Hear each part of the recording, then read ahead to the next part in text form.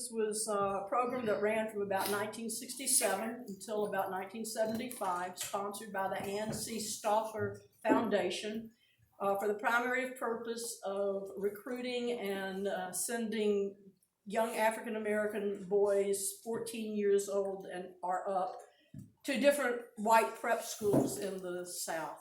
And so with that said, Rick, I'm going to ask you just to take over and tell us a little bit about when and how you got recruited and the first school you went to. Okay.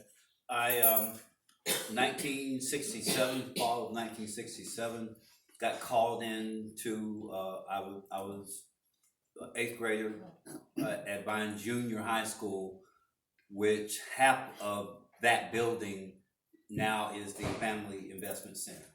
Right. Okay. So, that's a whole other history that maybe Ms. Williams can talk about at some point. So I got called to the office, to the guidance counselor's office, Mrs. Ruth Ben, and oh yes, and so there were several of us. I remember my classmate and friend Larry Robinson was called also. There was several of us. We got preliminary information. How would you like to do this? Would you think you might be interested in this? And I just said, well, sure, why not? Not knowing what the heck was going on, truly. So, come to find out, later in the fall, a gentleman and his wife, John Ely, came to interview us. And she was Australian, I believe, and he was an author and writer, but they were working for the foundation. And so they gave us a little bit of background information about the foundation and said what the purpose was. And at that point in time, I almost said I'm not interested. What did they say the purpose was? To integrate Southern college preparatory schools. And I had read a little bit when I was in the 6th grade about some of it, but it didn't click. And there was another program called the ABC program, which was sending, and which had just sent 2 friends of mine who were a year older, a class ahead, already sent them up to prep schools in the north. One went to Philip Exeter and another went to Andover. And that was Alwyn Powell, who was the son of one of the first black city councilmen in Knoxville, and Joseph Durrell, who he was the older brother of eventual Knox County Commissioner Rudy Durrell. So we were kind of used to that, right? But we didn't really understand it. I didn't. But when I heard that, it did hit me out. Man, I don't want to leave home because I wasn't the mama's boy, but I was a baby boy. Right? And so we had that initial interview. They asked us all kinds of social awareness questions about what was going on. And there were 2 other interviews that we had. It ended up that Larry Robinson and I were the 2 chosen from Vine Junior. We did not know the full scope of the program. So between Texas, going all the way through the southeast, Texas, Arkansas, all the way to the southern rim, all the way up through Washington, D.C. and Virginia. They recruited young black men at that time. Also, they recruited young black women, but they knew it was not a full co-ed situation. So there were limited schools that were all-girl college preparatory schools, private schools. Harpeth Hall, I think, that type of scenario. So we just knew that it was different, maybe potentially something special, but just didn't have a clue as to what was going to come down the pipe. And this was 1960, end of 1967, beginning of 1968. And you were 14. And I was 14, well, I was 13 at the time. Wow. Ended up being 14 in June of 68. Ended up that we had to schedule, they assigned us 3 schools potentially. The 3 schools that we would probably do an interview with to see which one we might go to. I had St. Albans in Washington, D.C.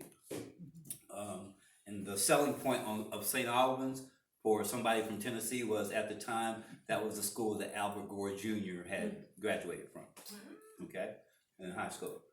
The next one was St. Andrews, and the last one was the Asheville School. At that time, the Asheville School for Boys in Asheville, North Carolina. Didn't find out. I was proud of the fact that eventually I ended up going to Asheville simply because it was the #1 rated college preparatory school, not just in the South, but in the country. So I kind of, academically speaking, which didn't matter to me because I wasn't all that hot. But I went and did a phone interview for St. Andrews. Didn't go up there to do a physical interview. And that, of course, is St. Andrews and Sewanee, Tennessee. Yes. And then got scheduled to actually go and do an interview at Asheville. They preferred that you have, if you had, two parents, or they preferred that they both go. But my father had also become the first black seasonal ranger hired in the park, and he was starting his job there, so he couldn't go. So my mother took me. Unfortunately, it was scheduled that when, at that time, that was the week that Martin Luther King was killed. So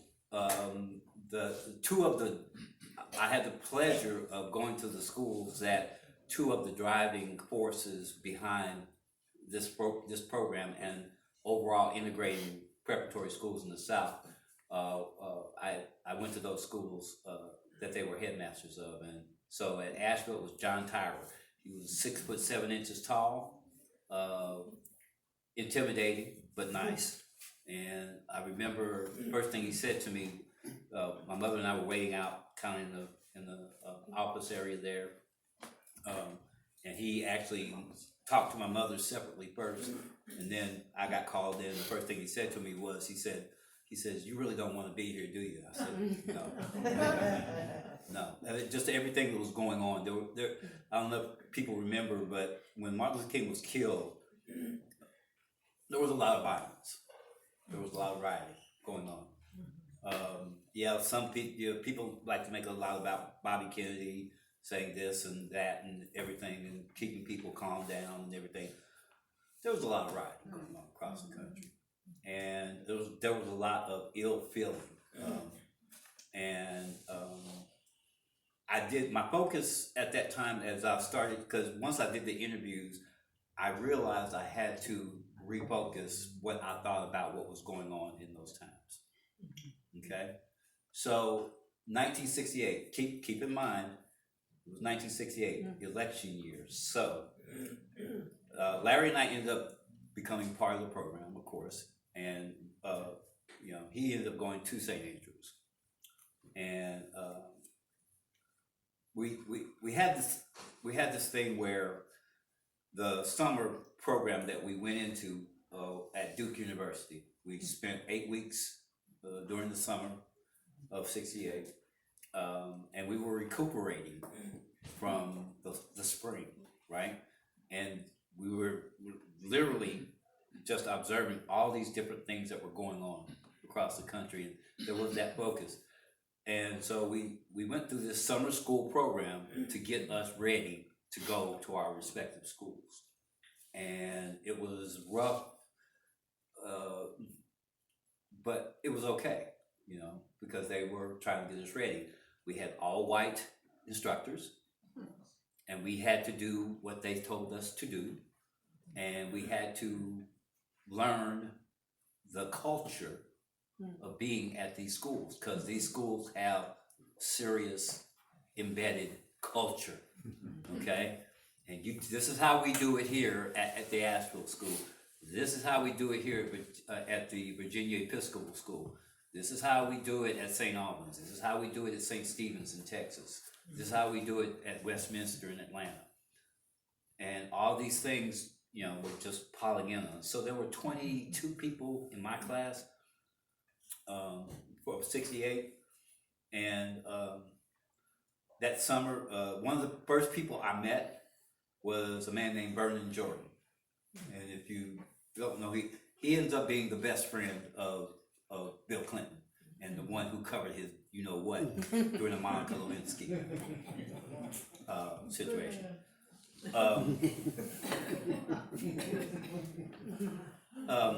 Anyway, and so our counselors, or I guess the best word would be to the guys that the staff were young. Two of them went to Duke. One was, his last name was Sapp, and I eventually met him later down the line when I was in the Navy. But he, we had this thing where we had to get used to the discipline of it all. I was used to discipline coming from East Knoxville, attending Vine Junior High School, which was predominantly black. There were different expectations, community-wise. And so the biggest thing that I realized was that I had a serious disconnect in terms of not having, not just my mother and father, but the other folk in the community that literally shaped and molded who I was. And all of a sudden you're being shaped and molded by people that you don't know, potentially you don't trust. But there were things that some people would say, okay, you come from this place and you're who you are, so you don't know how to do these things. And what I found out was I was probably the most cultured person, one of the most cultured people at Asheville. Simply because they didn't have to tell me which fork was for what. My parents had already taught me that. They didn't have to tell me this goes on this side, this goes here, this is what this is for. When you do this, you stick your hand out and you shake that person's hand. Just the natural things, right? You had already learned that. Yeah, we'd already learned that. So and so again, this is 1968. So when you have your classmates and your older guys, and I had two older classmates. It was Gil Prince, who was from Atlanta, and Al McDonald, who was from Wilmington, North Carolina. They had been there, the first two at Asheville. So there were three of us: Mitch Duke, myself, and Greg Prince from Atlanta. Mitch was from Norfolk, and they were I call I was middle class. Gil and Mitch and Greg, they were upper crust, and Gil's dad was college president in Atlanta, one of the colleges. Greg's dad was a doctor, and Mitch's dad was over a department at Norfolk State, political science department at Norfolk State. And, they knew stuff way beyond what I knew, okay? Just how to do things and all this other kind of stuff. So, we all kind of joked with each other and hung out with each other. And so, going to Asheville, we had at Asheville, we had a restaurant across the highway, because I think 23 is the highway that it's off of, actually. But we could, our free time, we could go across the highway, right? And go to this restaurant called the Edge of Town restaurant. The owner was named Bubba Worley. And we called, and he said, don't call me Bubba, it's Buster. But everybody called him Bubba, right? And Bubba was probably 5'6", wore glasses, weighed about 250, okay? And talked like this, boy. What, boy? And he made it two words, made two syllables. Boy. And so the first time I went in there, he had his daughter, Catherine, was there working in the restaurant. His wife worked in there also. And so it was Gil, Greg, myself, Al, Donald, and one young man, his last name was Greenberg. He was Jewish, and he was the first person I saw that was under the age of 17 with a full beard. I mean, he could grow a full beard, right? And I was like, wow. And he had curly black, kind of coarse hair. When we joked about it, he was from Cincinnati, we joked about it. But he was one of our crew. He had been adopted in. And so we got a Jewish kid and 4 black guys, and we're sitting in the booth getting ready to be served. Buster comes up, talks, starts talking to us. You new here, ain't you, boy? And I said, boy. And I was sitting next to Al McDonald. Al McDonald grabbed my leg. And I said, I don't see no boy here. There must be something wrong with your sight. And we went back and forth a little bit.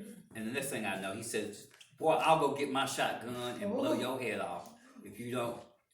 And okay. So I got banned from the edge of town for a couple of months. And that was fine. No, it wasn't fine because the food at school wasn't all that great. But, that kind of thing, it was a learning experience. So I had other issues going on which did not acclimate me to doing my best at Asheville. And so I went through the first year, ended up having to go back to summer school, which they never did.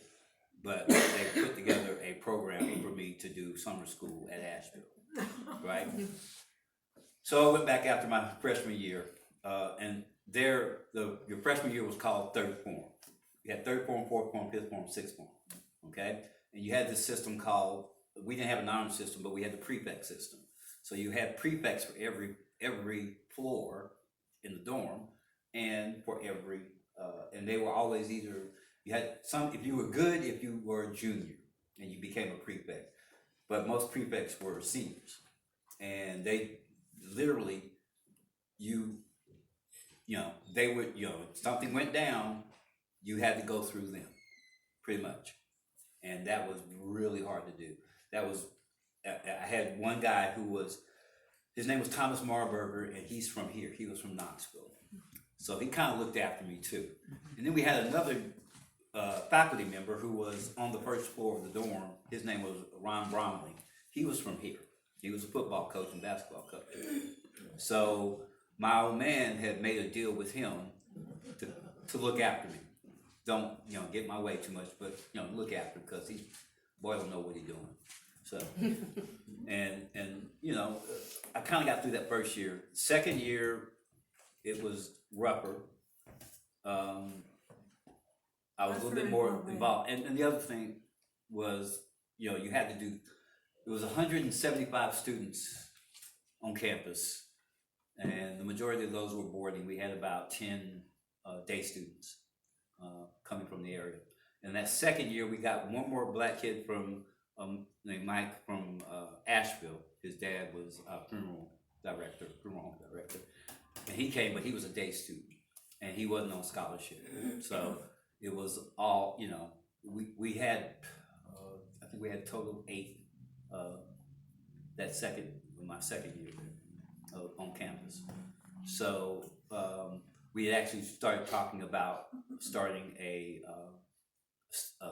black student union. And we just kind of looked at each other and said, "Nah, man, let's just stick together." Just too much to work out there. And Mr. Tyrer had said, because we asked him, what he think. He said, probably wouldn't go over too well right now, right? Because we just didn't have enough students there. So toward the end of my sophomore year, and during summer school, I had gotten to know Kay, Buster's daughter, okay? So toward the end of that second year, in the springtime, I started seeing Kay. And she was a couple of years younger. And she was Buster's pride and joy. And so as we were seeing each other, sneaking around is basically what was. Other things were going on. The Vietnam War. We would go in on the weekends into town and ask for petitions, signatures on petition to end the war in Vietnam. So also got stuff thrown at me, and all of us doing that, under the auspices of we were under, under the guidance of a faculty member doing that. So he eventually got fired, and so that we were all trying to earn our chops at the time. Trying to figure all this out. Because see, one of the things that we did in the summer school at Duke was we had several prominent black leaders, Julian Bond, we had then Stokely Carmichael, now Kwame Ture, come and speak to us.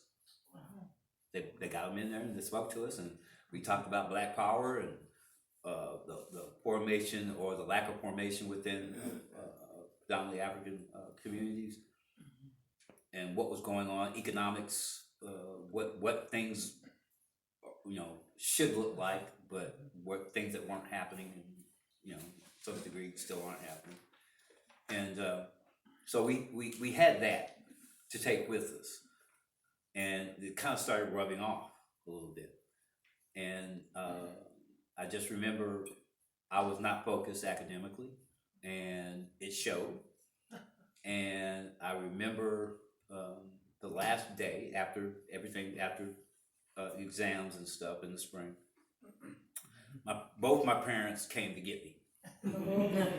Okay, and I had gone. There was a little lake, oversized pond is what we call it. This is Lake Ashnoka, and they filled it in now, I think, and expanded the golf course. But Kay and I had gone down to Lake Ashnoka to say our goodbyes and all this other kind of stuff. So we're walking back up, and I see my parents. I see the station wagon. I'm going, oh hell, Kay. She said, oh, that's your parents, isn't it? Blah, blah, blah, blah. And she went up and she started talking to them, and I'm like, oh man, don't do that. And so I had to explain a whole bunch of stuff to my parents, and my old man just, boy, I thought you knew better. I thought you knew better. That's all he was saying. And I said, oh, what's the big deal? He said, well, you ain't going back. And so they figured out that I could try to get accepted. They might take me at St. Andrews, since that was my, quote, second choice. And so I went up for a quick interview to Sewanee.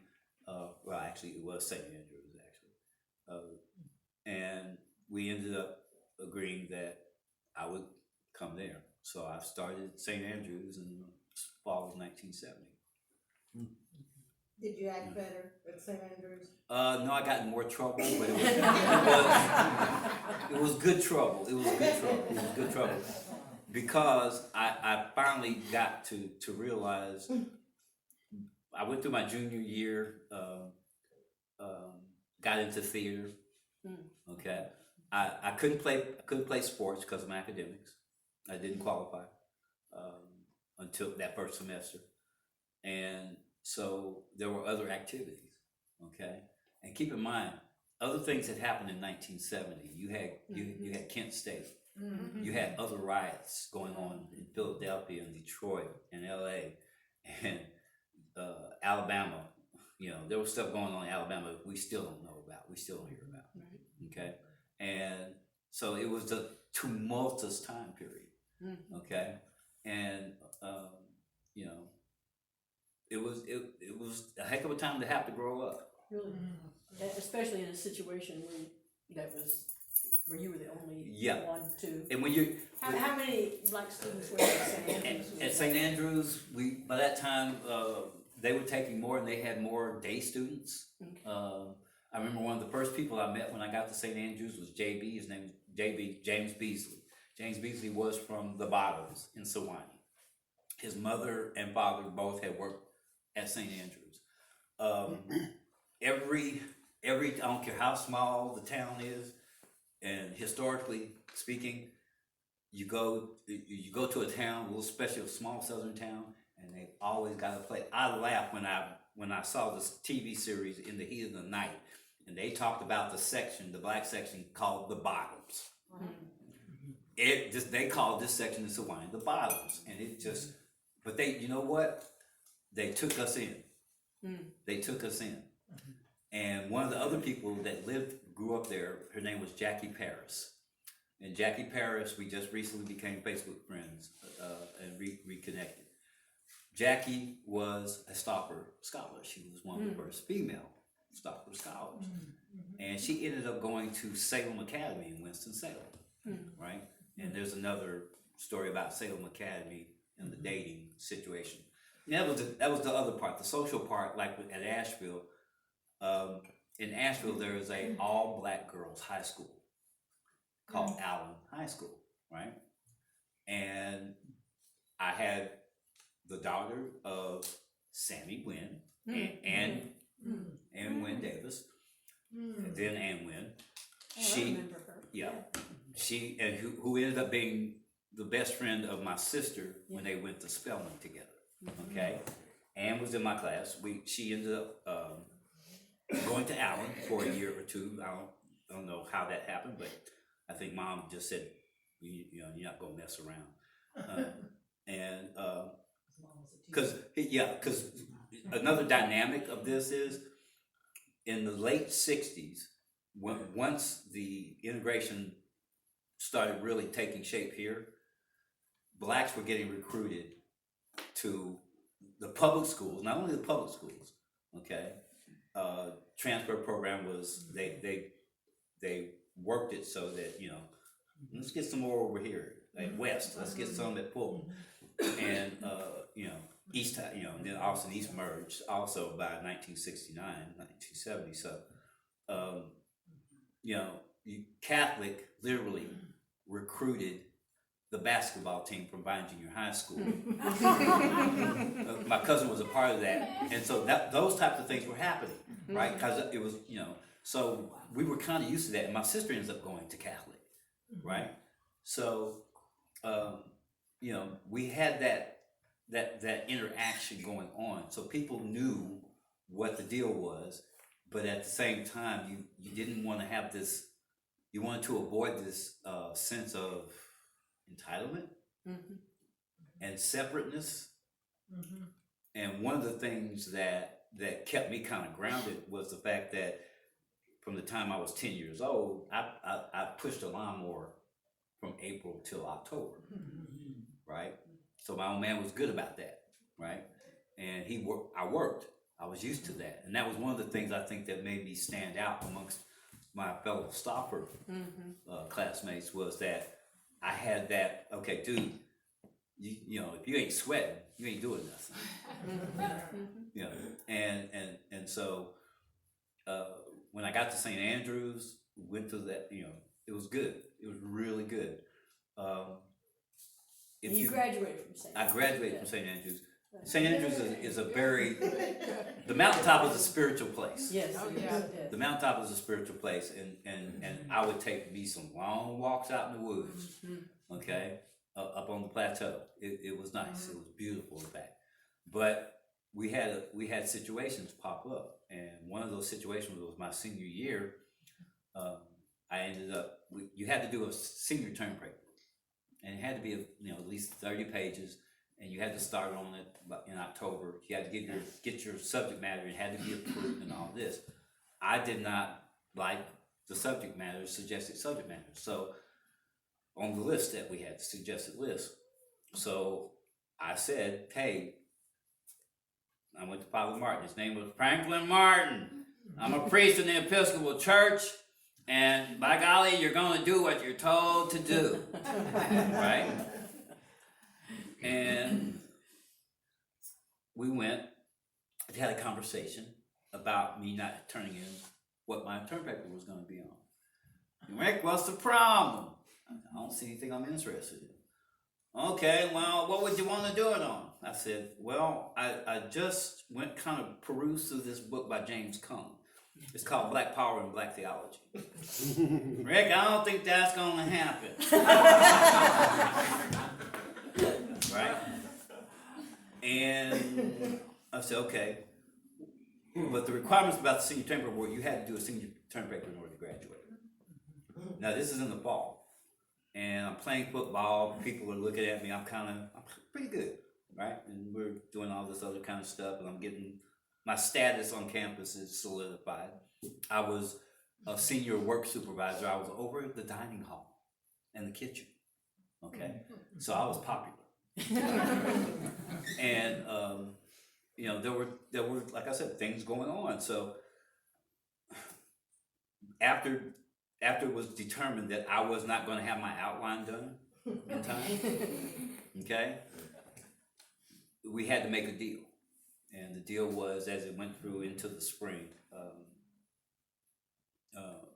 basically I would have 2 grades deducted off my term paper.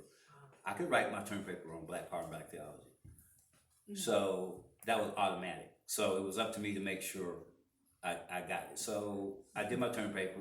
Basically, it was a high 70s, so about a C. So that's what he hit me with. So I figured it was an A paper, and I was proud of that. And I also, and I'm not bragging, but I also was the medalist for the ACTs and the SATs my senior year. So it had some beneficial effect. And the other part of that was